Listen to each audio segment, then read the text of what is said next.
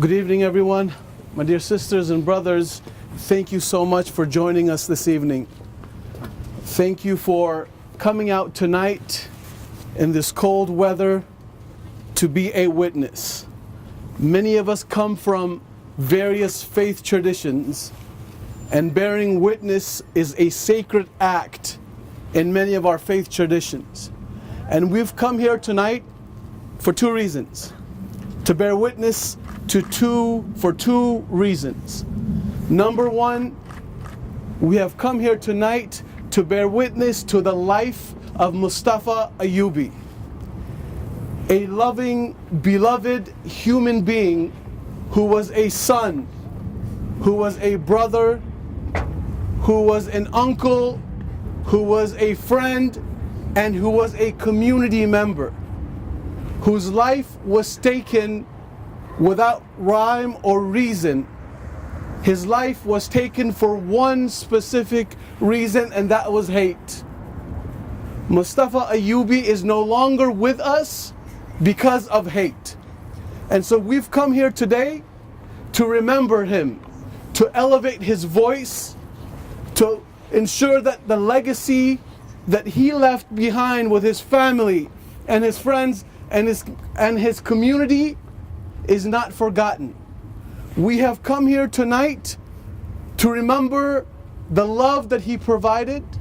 We have come here tonight to remember his family, to uplift their voices, and not only uplift their voices, but to uplift the voice of Mustafa.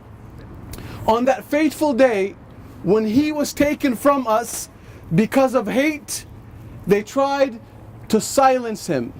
And we have come here tonight to raise his voice here in our nation's capital. That is the first reason we're here.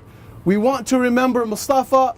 We want you all to remember Mustafa. This is the beginning of a campaign to ensure that Mustafa's life and legacy is remembered. The second reason we are here tonight is to ensure that we get justice for Mustafa. We're standing in the shadow of the highest legal institution of our nation because we want justice for Mustafa. The type of crime that Mustafa went through and his family has gone through is not a typical crime. The murder of Mustafa was a murder based on hate, based on bias, and it is not done to an individual. Mustafa was not the only target of this crime. When one's life is taken due to hate, their voice is silenced, their community's voice is attempted to be silenced, their faith, their ethnic background, that is what is attempted to be silenced. And we have come here tonight to ensure that the voice of Mustafa is not silenced, that his family's voice is not silenced, and that his community's voice is not silenced. That is why we have come here tonight. We want to ensure that this crime is seen for what it is, a hate crime. It is a crime of hate. They can call it road rage, they can call it a crime of passion, but there's one common denominator, and that is hate. This is a hate crime, and we must ask our federal authorities, law enforcement agencies to investigate it, to look at it as a hate crime. Sure, I'll do that. That is what we're here to do today. And we have a group of people, speakers, who are joining us to send their support to the family and to the community of Mustafa. Our first speaker is a congressman from the state of Indiana, someone who stood by the family from day one, and someone who has worked on hate crime legislation, and someone who lifts up the voice of minority communities. Congressman Andre Carson from Indiana will remember Mustafa and talk about seeking justice for Mustafa and his family. Congressman Carson. Thank you, Horace. Thank you for your leadership to Sister Zara, Brother Muhammad. We honor a young man who was not just a son, not just a brother, not just a friend. He was a Hoosier. He was an American. He had a genius mind. These kinds of crimes cannot go unpunished. These kinds of crimes, crimes of hate, crimes of bigotry, must be met with resistance, must be met with boldness, must be met with fearlessness, to let the world know that we will no longer sit on the sidelines hoping to go unnoticed. He will not be forgotten. We will not be forgotten. The Ayubi family will not be forgotten. Today is the beginning of a transformative process that must and should shake this country and set a precedence. I have to leave, but I want to thank Brother Horace. I want to thank Sister Zara, Brother Muhammad, the Ayubi family, all of the organizers. I was informed by Sister Miriam of a political process that can take place because unfortunately our state does not have hate crime legislation. And so, Sister Miriam, would you briefly tell them what's happening, and I'll let you continue. Horace, I love you, man, more than you'll ever know. Thank you. Jazakallah khair. Thank you. Thank you. Thank you, brother. Love you, man. Thank you, Congressman, for coming and for your support, and for Harris and others for organizing this. I came here today as a supporter of the family.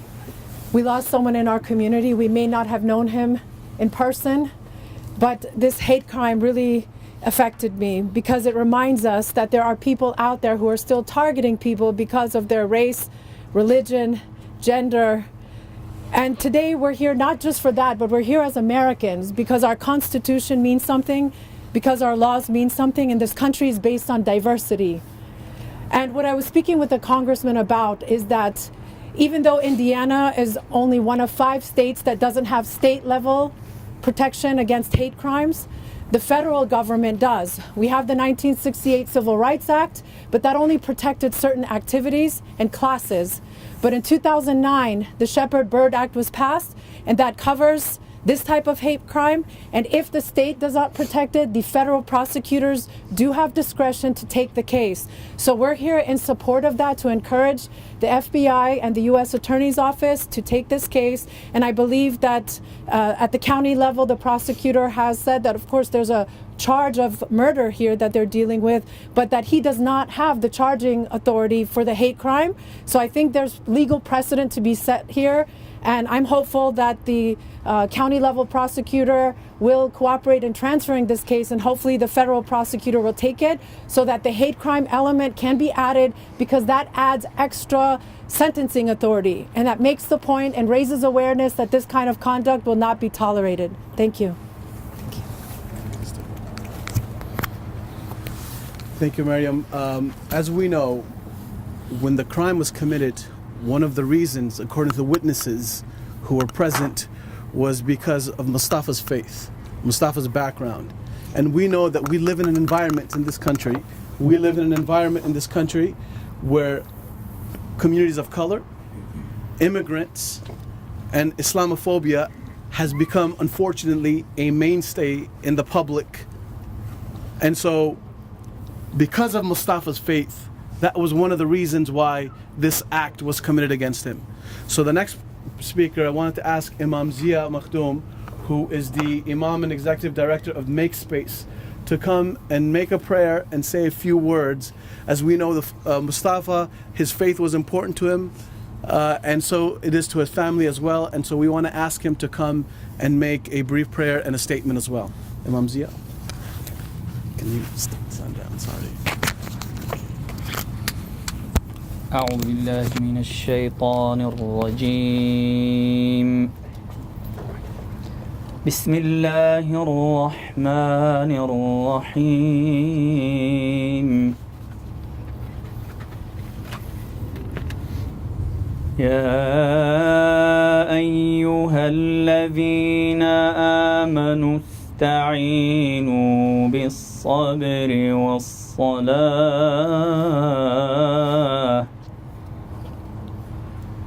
إن الله مع الصابرين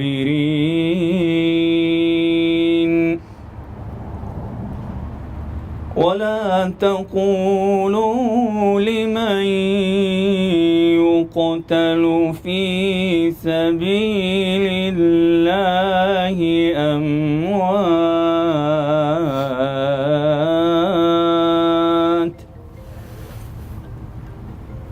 بل أحياء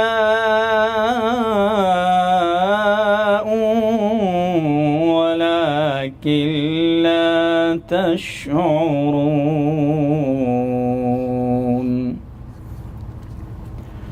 ولنبلونكم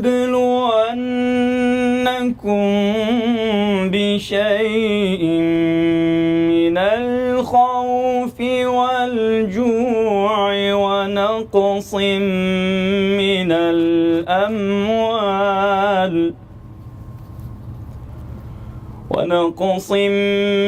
الأموال والأنفس والثمرات وبشر الصابرين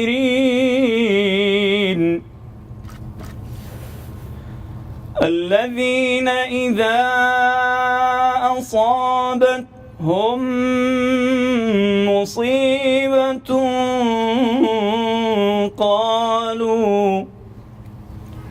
قالوا إنا لله وإنا إليه راجعون أولئك عليهم صلوات من ربهم ورحمة وأولئك هم المهتدون صدق الله العظيم اللهم اغفر له وارحمه ولا تعذبه واجعل الجنة مثواه واجعل قبره روضة من رياض الجنة وتجاوز عن سيئاته يا أرحم الراحمين. Please remember our beloved brother Mustafa Ayubi in your du'as. May God Almighty bless him and elevate him and grant his family patience and comfort and strength. May God Almighty grant us the strength as a community, as the Afghan community, as a Muslim community, and as citizens and residents of these United States to stand up for justice and to seek justice for all of those who are wronged and oppressed, and in particular for our beloved brother for whom we are gathered here tonight to remember him and to pray for him and to seek justice for him, because as the Almighty God says in the Quran, one innocent soul taken without reason, without due process, is as if we wipe out the entire humanity, and it's a burden too great for us. One person too many to be killed, one soul too many to be lost to senseless violence. And as people, as communities here and around the world who are the front line and who are the first targets of violence, we know very well, and this is just another reminder for us. But it's important for us as a community to stick together and to continue to raise our voice until we get justice for Mustafa. May Allah subhanahu wa ta'ala bless his soul, bless Brother Haris and all of those who have done what they have, tireless efforts to put this vigil together. May your gathering here be blessed, and may it have a fruitful result in getting justice for this for Mustafa and his family. ربنا آتنا في الدنيا حسنة وفي الآخرة حسنة وقنا عذاب النار برحمتك يا رحمن. Thank you, Imam Zia, for that beautiful prayer. One of the outcomes and intents of a hate crime is to send a chilling effect in communities, to have communities silence themselves, to not stand up and speak up and be who they are and be comfortable in who they are. Whether it's their ethnic background, whether it's their faith, whether it's their skin color, it is meant to send a chilling effect so that people cannot be themselves. And what we have to do as communities who are, as Imam Zia said, on the front lines of that hate, we have to be ourselves. And not only do we have to be ourselves, we have to be proud of who we are and stand up for our identity. And the next speaker has been doing that and continues to do that. A community leader, a congressional candidate, a mother, a pediatrician, and an author, and she continues to raise voices of minority communities.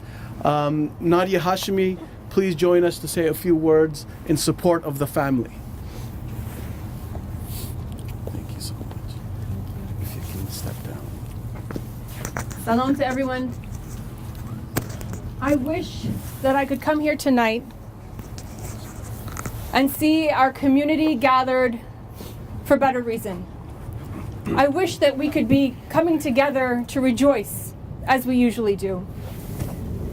I will tell you that when I first heard the news of this crime, of this horrific attack, I saw a picture on Facebook, and I think that's how a lot of us became aware. I saw Mustafa John's picture, and what struck me was how familiar he looked. I have never met him. I never had the privilege or the honor of actually having a conversation with him or meeting him. But I have to tell you that it felt like I knew him because he looked like family. And I bet that many of you in the crowd had the same feeling, because that's a feeling that we all have. We can go somewhere, you can be in a crowded place, you can be in the mall, and yet you can look at someone and say, I bet we have this connection between us. So I felt that. Of course, lo and behold, as our community does, we are infinitely connected with one another. And as it turns out, the Ayubi family, they are the cousins of my cousins. I was talking with my mother, and she said that their mother lived across the street from her in Kabul. And so they were neighbors. And as neighbors, I imagine them sharing a cup of sugar, sharing some cooking oil. Those connections have been transplanted into this country, and it is critical at a juncture like this one, when a family is grieving, when they have come under attack, that we stand together, that we stand with them and assure them that they are not alone. Because what happened to this family could have happened to any one of our families. What happens to one can happen to all. And just as this beloved brother fell, we must not allow any others to fall. So please, take what you're feeling tonight and turn that into an energy that guides you in your choices when you're looking at who you elect as your legislators, when you're looking at which organizations you build alliances with, when you're looking at your neighbors and understanding the importance of reaching out with them, of standing with them, so that they will stand with us in our hour of need as well. And tonight, we're coming together. I'm proud to see the many faces here, and I know there are so many more who are with us in spirit who cannot be here, present on this street.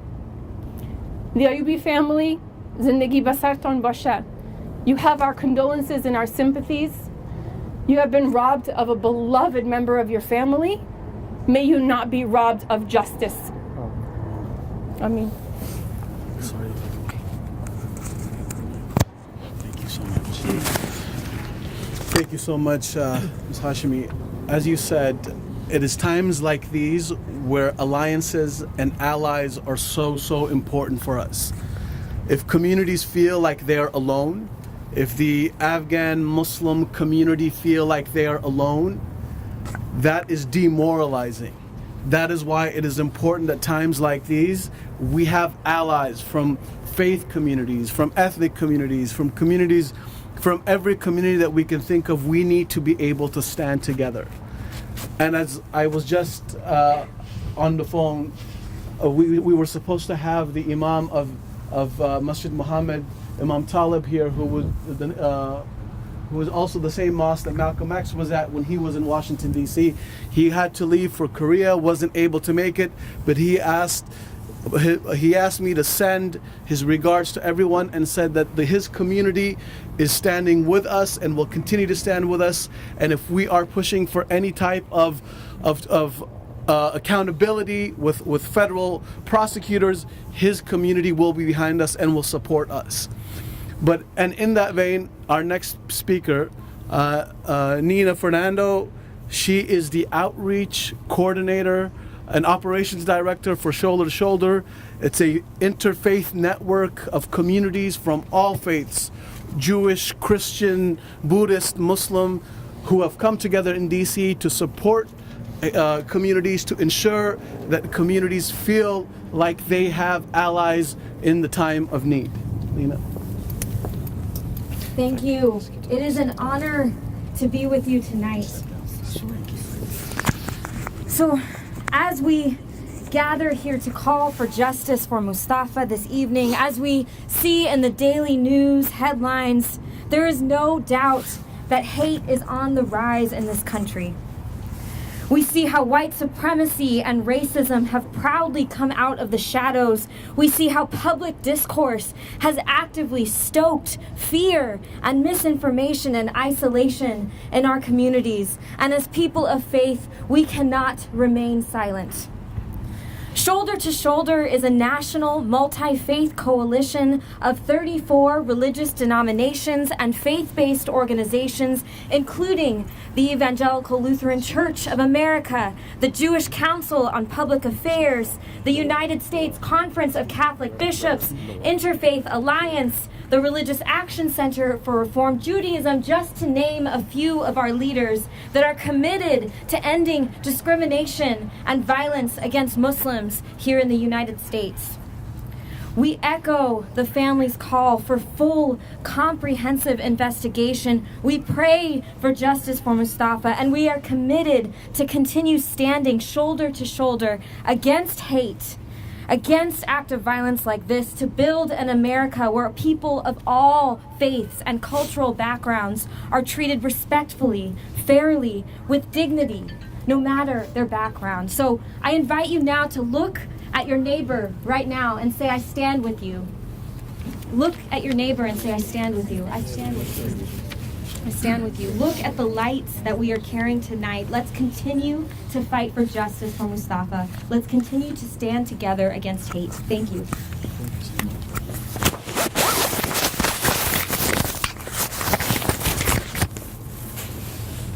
And to continue with our interfaith partners and alliances and those who have come to support our community, I want to ask Reverend Noel Anderson, the National Grassroots Coordinator for the Church World Service.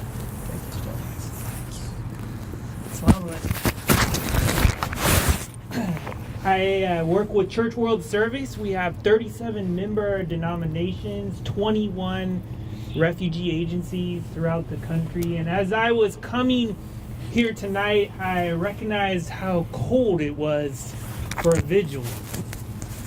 Does anyone feel a little cold? But as we come together, the closer we come together, the warmer we feel. And tonight we come together to demand justice for Mustafa. We lift our hearts up even through the coldness of the hate that we are experiencing. As hate groups rise more than 30%, as more than 7,000 hate crimes were reported last year. And as a refugee agency, as we resettled, we're proud that we resettled 23,000 Muslim refugees in 2016, but in 2018, just over 3,000 Muslim refugees. The Muslim ban has impacted so many of our families being separated. And tonight, before the Supreme Court, we remember that it is time to repeal that ban. And as United Church of Christ ordained, I remember as a person of faith that we have the people of the book. that we are the people of faith, that we have the Abrahamic traditions that we are united about. We have so much more in common than we do difference. And we cannot let these divisions divide us anymore, but we must come together in this struggle for justice. And I'd like to end by offering a prayer for the family of Mustafa and for the broader Muslim community. Oh God, we come here tonight tired of injustice and hate, but recognizing that we are strong together in unity and love, and that love does conquer hate. We pray that the compassion of your healing spirit might be upon the family, the community of Mustafa Ayubi, and that you might give us the strength to carry on forward and build this country out of love, out of unity, out of hope, and out of faith. Amen. Thank you, Reverend. Thank you, Reverend. Since I found out of this incident and this hate crime, I can't stop thinking about Mustafa's mother. I didn't know Mustafa. I don't know Mustafa's mother. I've come to know his sister and his brother, but I can't stop thinking about Mustafa's mother because it's the same journey as my mother. Mustafa came from Afghanistan. His mother, his parents, his family left a war-torn land. It's plagued by violence and terror. And the only dream that Mustafa's mother had was to bring her children to safety, to a land, to a place that they can grow up in and feel secure, feel safe, and have a life that was better than theirs. But that dream that his mother had became an elusive dream and was shattered in a moment. Imagine leaving a land full of violence for safety to have that shattered in one moment. And the reason I say that is because that has happened and continues to happen to too many communities and immigrant communities. What the killer said when he shot Mustafa in the back 7 times was about his faith, not only his faith, but the fact that he thought Mustafa did not belong. Did not belong. It was from a different place, was from a different environment. So we need to be able to stand with our communities of color, our immigrant communities, because if we don't, who will? And so our next speaker is someone who has been a very strong partner of the Afghan community. He was a veteran who fought in Afghanistan, but came here and has supported Afghan communities, and whose experience in Afghanistan has actually made him become a friend of Afghans in this country. Matt Ziller, a co-founder of No One Left Behind. Matt? Thanks. Thank you. Assalamu alaikum. To the Ayubi family, my deepest condolences. To echo what others have said, I wish we didn't have to be here tonight. I wish Mustafa was still here. I wish I got a chance to meet him. He sounds like he was a really great guy. The guy said he didn't belong here, and I just kept thinking Mustafa did belong here. It's that hatred that doesn't. Somebody who's had his life deeply touched by his experiences with Afghans, the first thing that I learned from my brother was just how human we all are. Janice couldn't be here tonight, but he wanted to pass along, we think of No One Left Behind as a tribe. When people come to the United States for the first time, we don't call it a an arrival or a resettlement. We call it a welcome home ceremony because they're coming home to their tribe. And so just as a member of that tribe, I wanted to offer our support to the community. I'll leave you with one last thought as I've been sitting here listening to these words, trying to think of what I was going to say, and I just kept thinking about history is made by people who show up. You all showed up tonight. Mustafa can never show up again, but you can. We can continue to show up, and so I'm promising you that tonight I'm going to keep showing up for Mustafa.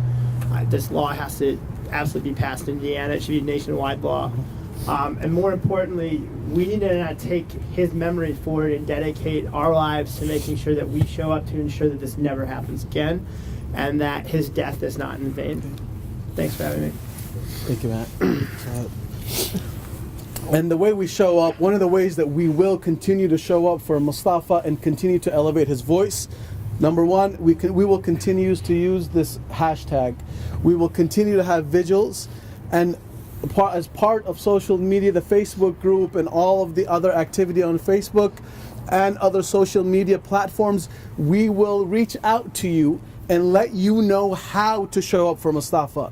If that means contacting the FBI, we will do that to make sure that they investigate this as a federal hate crime law, because Indiana has no hate crime legislation. Indiana is one of 5 states in this country that does not have hate crime legislation. One of 5 only. And we know why historically we've had to have federal hate crime legislation, because at the local level, they have not followed through and convicted and prosecuted people when hate crimes have been committed. So we will continue to show up. Matt, we will have you show up. This is just the beginning. We cannot allow this to go without seeking full justice for Mustafa, his family, and his community.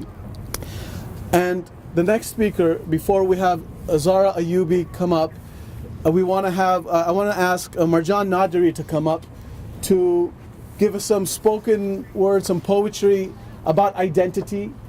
Mustafa was taken from us because of his identity, because of his skin color, because of who he was and how he looked. And we want to remember and elevate that identity, and for us to be proud of who we are, and we will not be silenced by any type of hate. That is who we are as Americans, and that is who we are as citizens. We will not be silenced by hate. More time. Assalamu alaikum. Peace be upon you all. I wanted to say a couple words before I read you guys a piece, but I think it's best if I do dive in and read it over interpretation. So, inshallah, this poem is entitled "For Liberty's Sake."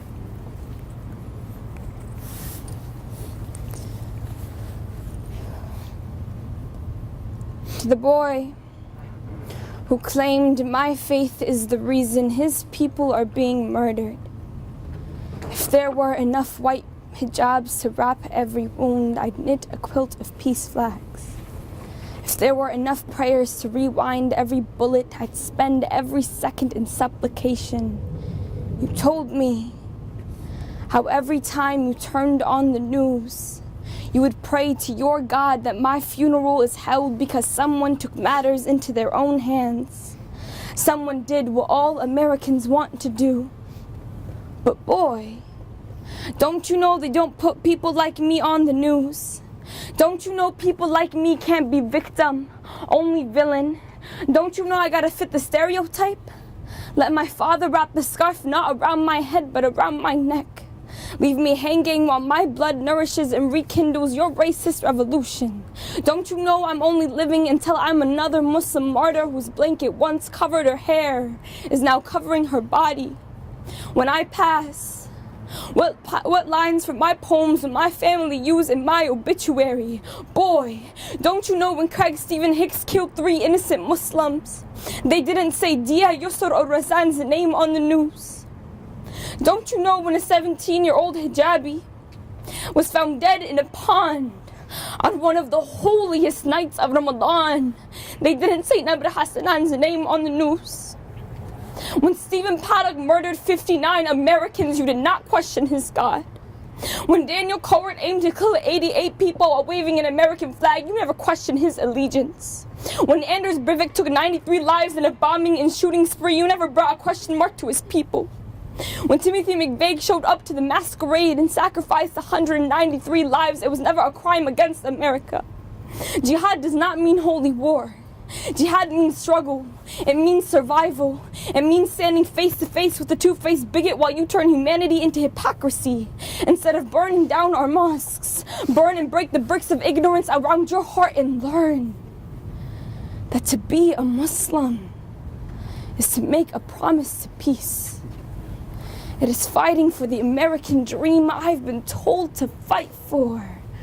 Boy, can't you see I am America? I am the fearless. I've become the symbol to bravery.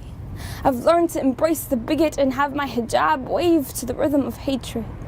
My echo salutes justice as my jihad, because every voice that protests for change speaks in harmony for the rest of liberty's people. Now tell me, boy, what is more American? Thank you so much.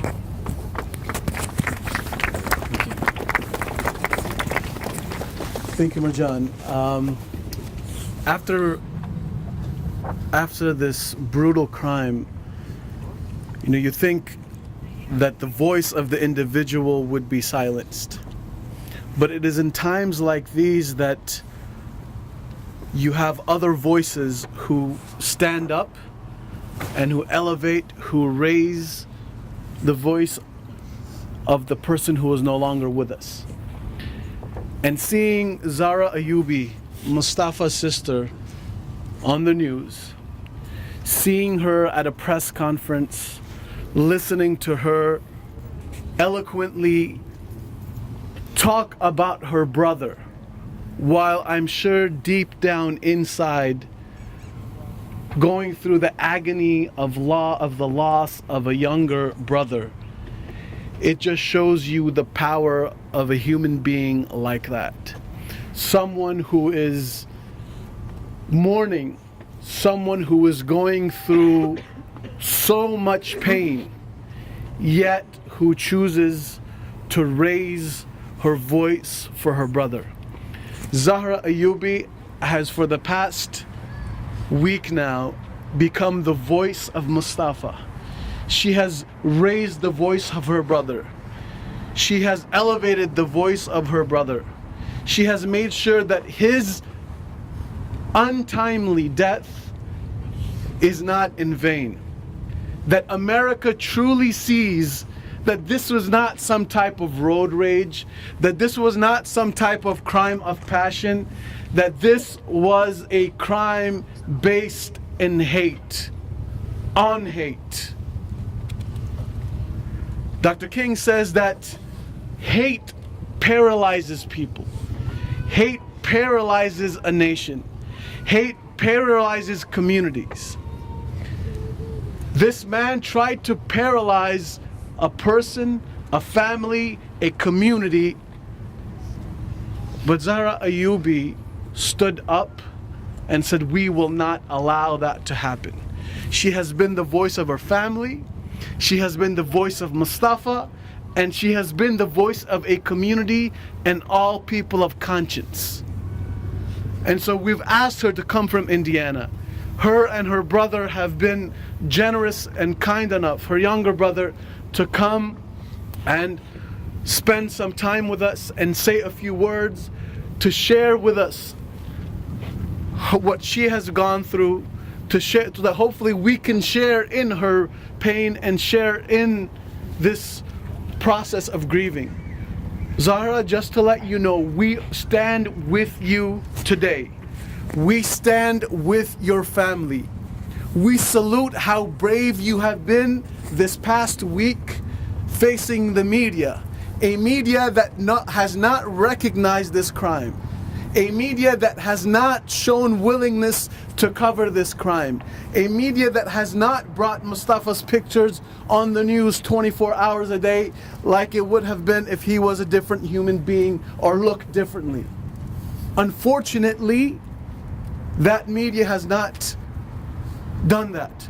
But you have forced them with the power of your voice to cover it to at least to a certain extent. And so we salute you. We salute your family for being brave in this moment of pain and in mourning, and in this moment of pain and mourning in joining us. And we commit to you that this will not be the last gathering or event. We will make sure that we work as a community to receive justice for Mustafa. Zara Ayubi, can we ask you to please come and join us?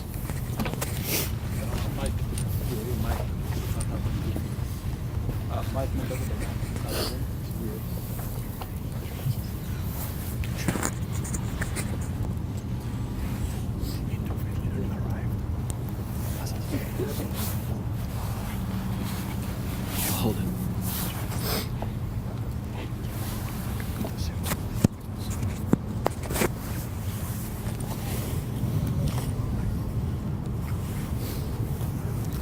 Assalamu alaikum. You can hold it closer to your thing.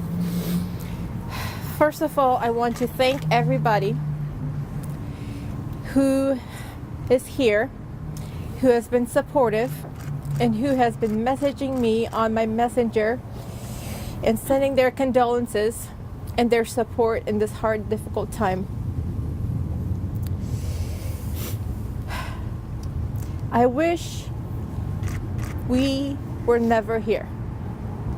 I wish I was sitting at home, and I wish I was waiting for my brother to come downstairs dressed up the way he used to.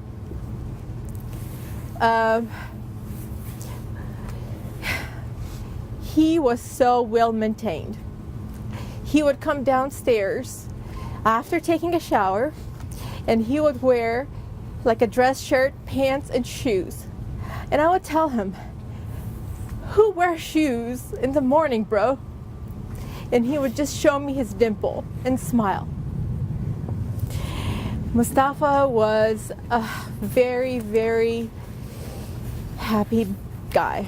He was very minimalist. He just believed in the present, and he wanted to do the least, wanted to gain the least materials in the world. And I always used to make fun of him.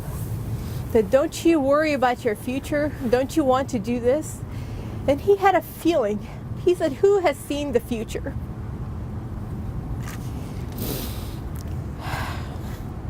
He was so funny. At the funeral, you could have, I don't know, there were people sitting and crying, and then suddenly started laughing. There would be small laughs in here and there, and you would know that they are talking about a memory of Mustafa. Every single memory that he has left with us brings a smile on our face. He was so smart, and I used to get jealous. We went to the same high school, and he never studied. You know, I would study all night to get the grades I did. But he just graduated high honor roll without studying. And I used to ask him, "What did you do?" And he used to do this, you know, and he paid attention. He loved to learn. He used to pay attention to what you say, and that would stick by him, you know. He was very different. He was tolerant. He was very confident. He was the uncle that my niece would just ask to paint his nails, and he would allow it. "All right, we'll paint my nails." I used to braid his hair. He used to have long hair once. He asked me, well, I asked him, can I braid your hair? And he was like, "Yeah, why not?" You know, he used to recycle food. leftovers. He would make something very different of what was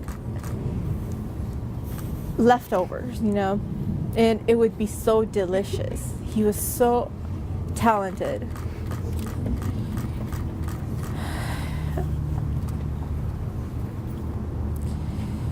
Instead of coping with our grief, me, my brother, my family members are here today.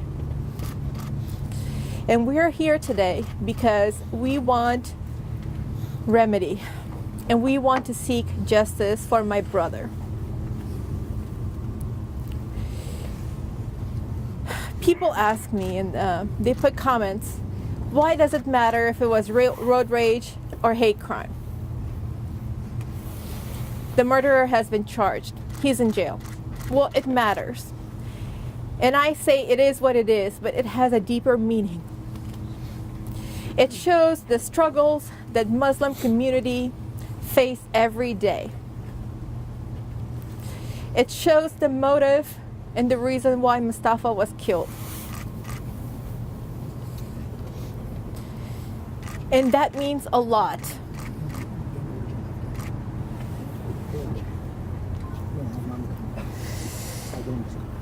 Mustafa was killed because he was practicing his First Amendment rights, and he was an American.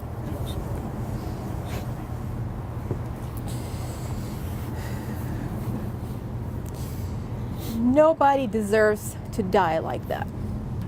Nobody. And I don't want Mustafa's murder to be swept under the rugs and be called a murder or a road rage. We all go through rage when we're driving. I don't see anybody, any of us, to follow somebody twice around McDonald's and then follow them to their friend's house and apartment and then shoot them 7 times after repeatedly shouting racial slurs and after repeatedly being told to get out. That is not road rage. And I don't want it to be called a road rage because it was not.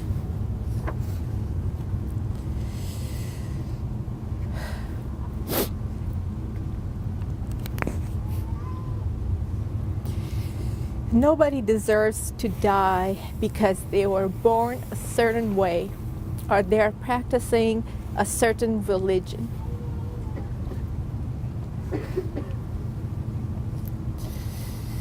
Like my dear cousin and also a friend of Mustafa and I said, there's 2 types of people in this world.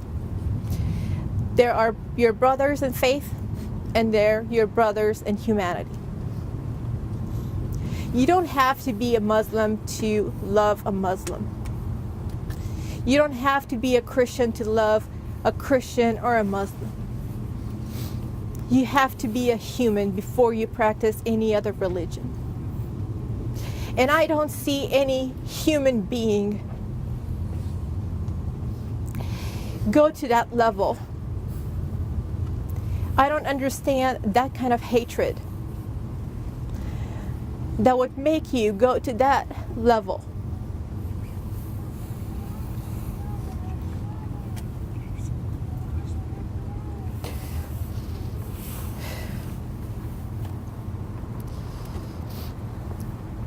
I don't want this to happen to the worst of my enemies. And I don't want this to happen to any other innocent person.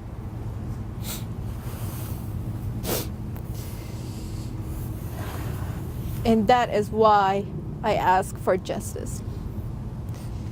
I don't want any other Dustin to get out and kill a Muslim, a black, a Jew, a Hindu, because they hated how they practiced their religion or how they looked.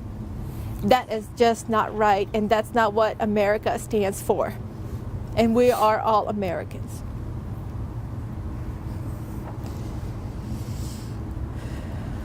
Like Martin Luther King said, in the end, we will remember not the words of our enemies, but the silence of our friends.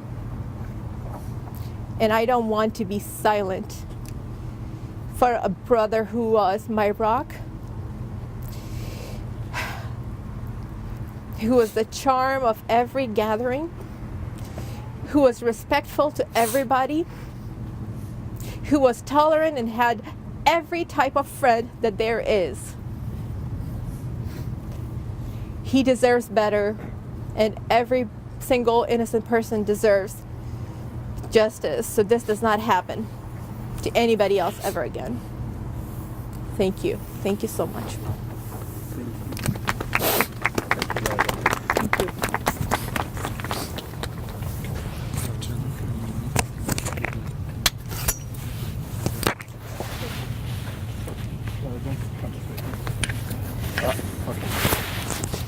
Thank you so much, Zara. We salute you for your bravery, and we salute you for continuing to ensure that Mustafa receives justice. At the end of the day, this is about Mustafa, but it's about so much more, as we said. This is about silencing communities who are underserved, underprivileged, and don't have the ability, the same access and ability as others. And as you mentioned,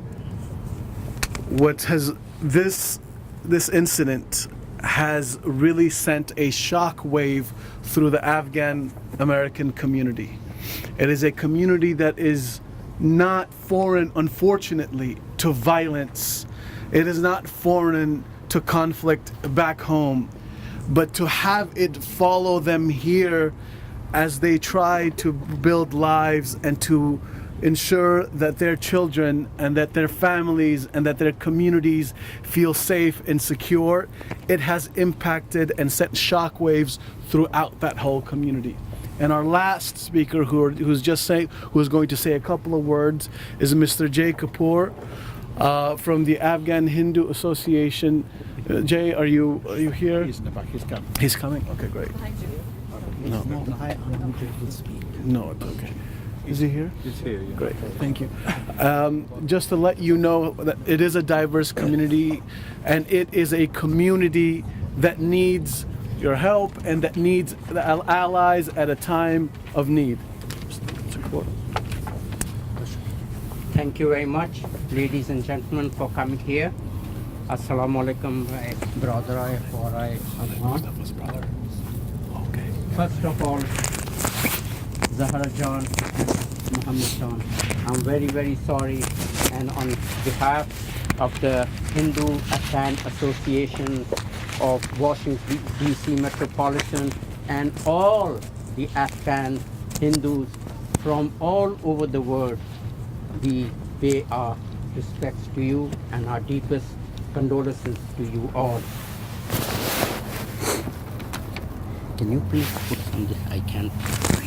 No problem.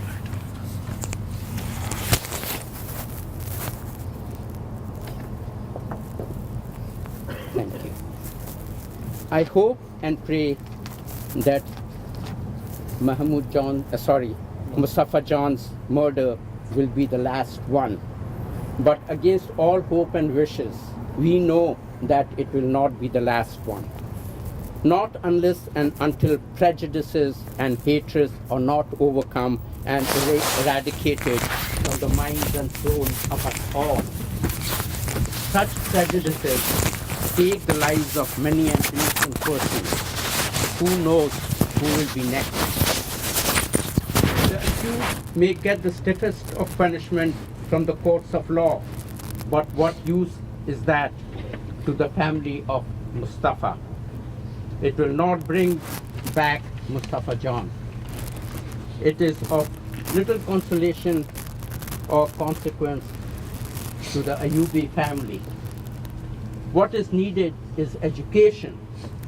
Education at the dining table, education in the classroom, and education in the places of worship, where we teach our children, we teach ourselves, where the preachers and teachers can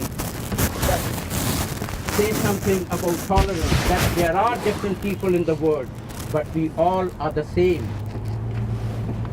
Till such prejudices are not overcome, we will continue to see such heinous crimes. We must learn to tolerate and respect the rights of our fellow human beings. It is said that God made us in His image. If that holds true, then we all are God's children. No one person is dearer to Him than another. Therefore, let us strive to make the words of America's founding fathers, life, liberty, and pursuit of happiness, a reality for all and not just for a few. I also would like to say something which is a true story, where it is regarding tolerance. I am a Hindu and I am from Afghanistan. Hindus are not even 1% of Afghans in Afghanistan. We had gone, I and my father, we had gone to a place called Khost. Khost is right, it's a very, very remote area, right in the mountains. And then, you know, there are some caravansarais in Afghanistan where the travelers will just sleep over there at night or have a cup of tea or something. And then this was late in the evening when we reached there, and we took a bed or two to sleep to pass the night. And then one person came and stood behind us with his rifle. I got up and said, what the hell are you doing over here behind us? He said, I know y'all are travelers, I know y'all are not Muslims, I'm here to protect you, that nothing will happen to you. And that is Afghanistan, a remote country, a poor country, but with tolerance for all. Thank you very much. God bless you all. And I know everyone is cold and we're finishing the program. We will end the program with a few words from Mustafa's brother, Khalid, who flew from Indiana to join us this evening with Zahra. And then after that, we'll make a couple of announcements, and we have a place, a restaurant where you all can join us if you have some time, part of the Oyubi family, and you'll be able to have a meal. And Dr. John will talk about that a little bit later, but we ask Khalid to please come on up and say a few words. Bismillahirrahmanirrahim. First of all, I want to thank everybody that's out there in cold weather for supporting our family, our community, in this harsh time for us. It's an extremely hard time, not just for our immediate family, but all our family, our community. I just want to say a few words about Mustafa, my lovely brother. Growing up, I was the youngest. He was 4 years older than me, and I always looked up to him. I wanted to be exactly like him.